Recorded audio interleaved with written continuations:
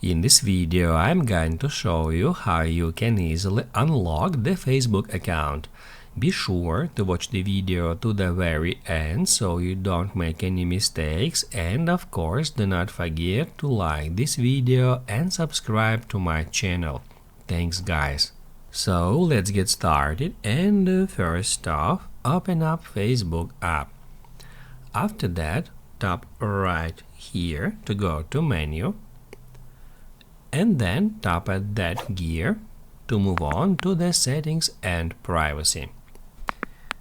After that, scroll down until just under the audience and visibility you will find profile locking. You will be taken to this page where you can unlock your profile. To continue, tap at unlock. Now it says that your settings will return to the way they were before you lock your profile on and the exact date and year. Any privacy settings you changed after locking your profile will stay the same. To continue, tap at that button. Now it says you unlocked your profile, and now more people may see the photos, posts and stories on your profile. If this video helped you out, don't forget to hit the like button.